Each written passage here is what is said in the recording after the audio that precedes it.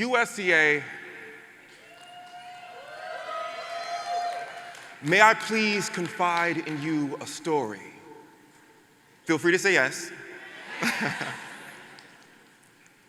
The day that I tested positive for HIV, I sat in a room. It was a tiny room in a clinic that felt so sterile, it kind of made me feel dirty. Nurse 1, she came in, didn't say a word to me, took some vitals, took some blood. It was very transactional, and she left just as silently as she came. I felt violated. I sat alone in this room, nervous, scared, on the precipice of tears, but determined not to cry because I was still holding on to this hope that I was going to be okay. This room didn't deserve my tears. I was going to be okay. But that's when the doctor walked in. He looked at me and I looked at him, hopeful. And through two very thin lips, he began to say to me, "Mr. Williams, I'm afraid." And for some reason, the words, "I'm afraid," felt thunderous to me. He said, "Mr. Williams, I'm afraid, but you tested positive for HIV. Whoa, doc. The audacity of you. Because I'm the one that's afraid. Because the Ken Robert Williams that I knew, born October 1st, 1983, to a Brenda and George Williams in Grand Hospital, Chicago, Illinois, Southside. You just walked in here with your lab coat and clipboard, and you just told me that I would never be emotionally the same again. You just told me that I would never socially be the same again. You essentially just told me I will never be whole again. I died. The audacity of you, doc. I died, and the very little of me that remained was lost. So if you could imagine the tears that I kept wrangled behind this hope and this pride that I was somehow going to be okay, I had to cry each one of those tears, y'all. I had to. Like a time bomb, I was walking in a dead man's body. I had to cry those tears because I had to mourn the loss of me. So I had called my siblings, and I had called my best friends, and I had told them what had happened, and I remember the room that we all congregated in to mourn. I was doing the very best I could, trying to explain the little I knew about HIV, and this corner of the room was sobbing, and that corner of the room was sobbing, and essentially I was sobbing, so I wasn't convincing anybody. But there must have been this harmonious cacophony of tears being cried, almost as if trying to water a seed back to life, my life being that seed. Because as I looked around the room, I had to realize that these were the people that loved me. These were the people giving enough of themselves to not only mourn, but they cried as if to resuscitate me.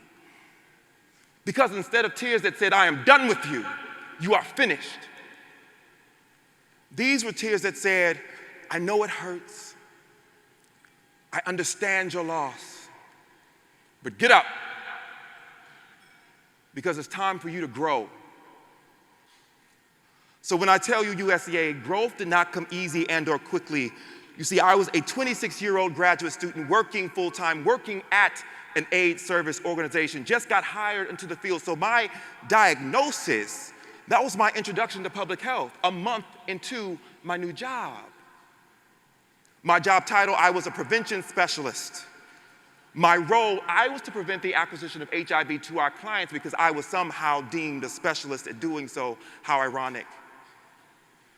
Part of my job had me in clubs, in bars, late at night doing outreach. I went to work broken every day.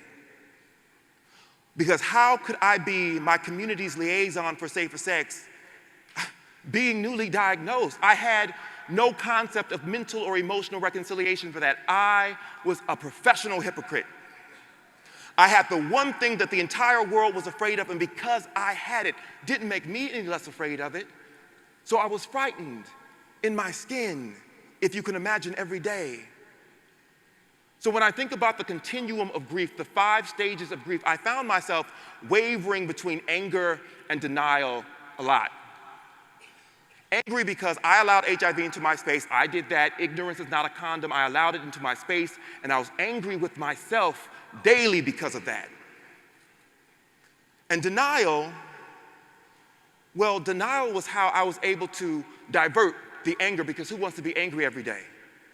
It was the makeup that I wore every day. It was my rouge.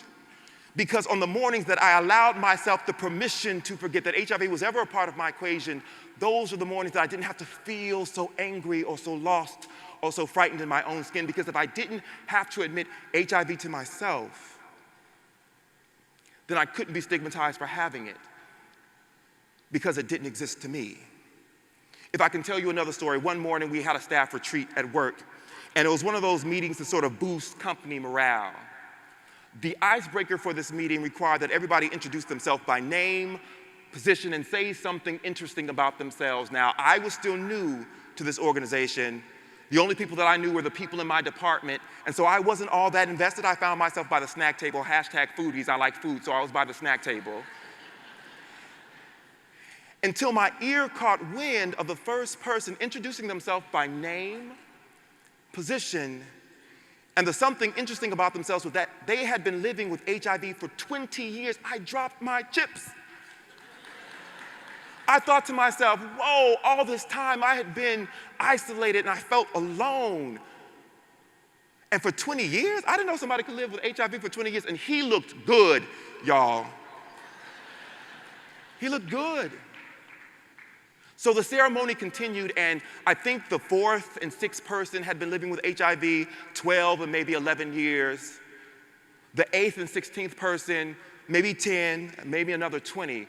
But by the time the rotation got to me, I wasn't quite there yet to share my truth with people that I wasn't too sure and didn't really know. But what that exercise taught me was that I could build toward that strength, because I now had a basic map, and I had role models. And I miraculously was working for an organization that harvested that strength.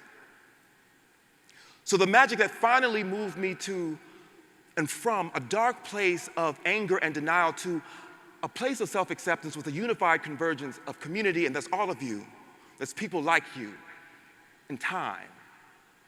And it took time, y'all. It took lots and lots of time with a lot of false starts and a lot of progress followed by regress and sometimes even regret. But the biggest lesson I learned on this road to recovery is something that we all in this room know: just how damaging the institution of stigma truly is. Because there are people, you can applaud for that, there are people who will never walk into a clinical setting to take an HIV test, and there are people who have done so, received their diagnosis, and have never returned. And let's not forget that stigma doesn't always have to be explicit to be toxic, because when it happens on the congressional floor, programs are defunded. When it happens in spaces of healthcare, treatment is either denied or just simply referred out.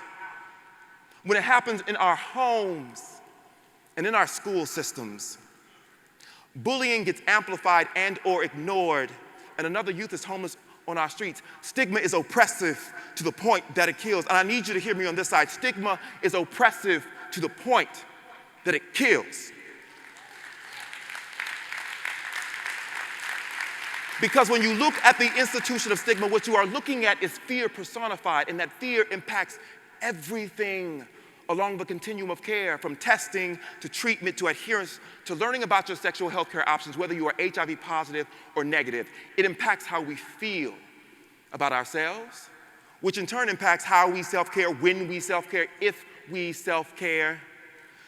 Stigma is an institution that has been bricked and mortared solid for 35 years. So get into this, USCA.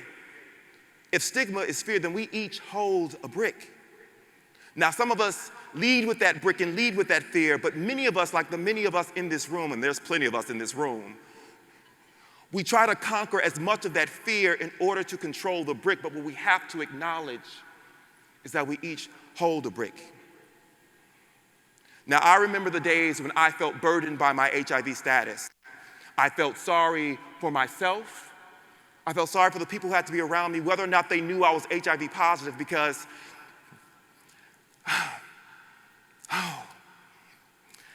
whether or not they knew I was HIV positive, because I was too busy repressing it, being oppressed by it. I wasn't talking about my grief. I was believing I was somehow different from everybody else, separated by the labels that we call one another to create distance. And this is what stigma does. I had to question myself whether or not I was sick or dirty or unclean, and this caused me to abandon my truths, my dreams, and my goals. This is precisely what stigma looks like.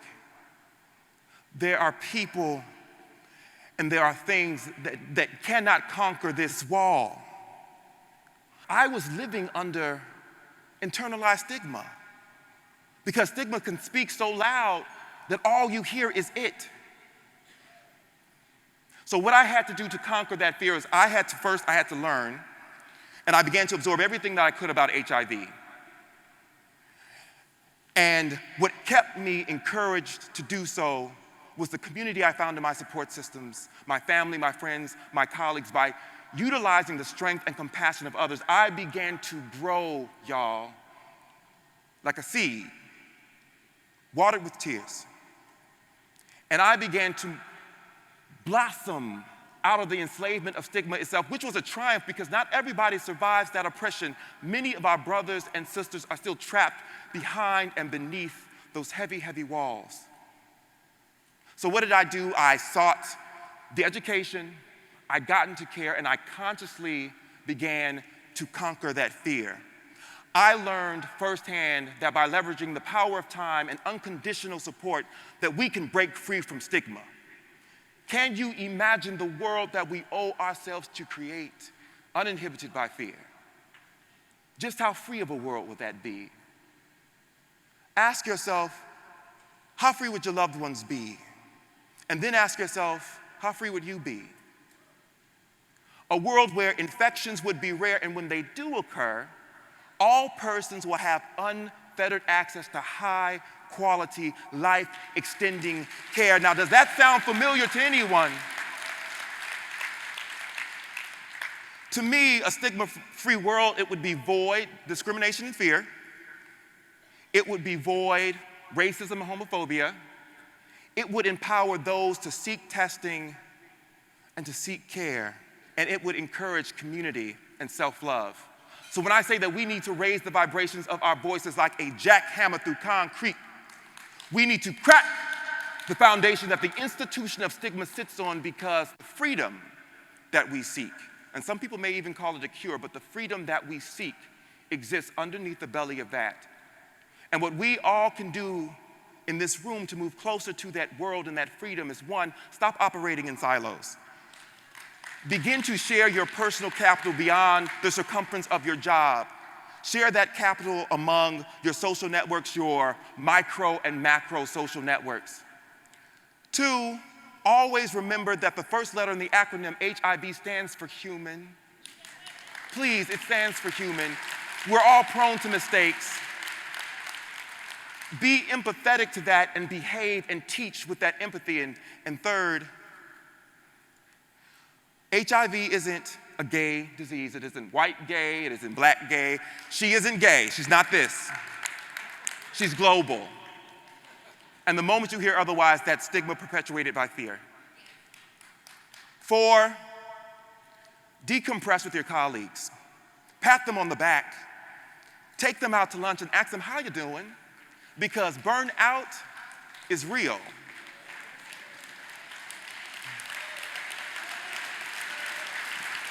Burnout is real. But lastly, and most importantly, be a bridge. Ooh, be a bridge.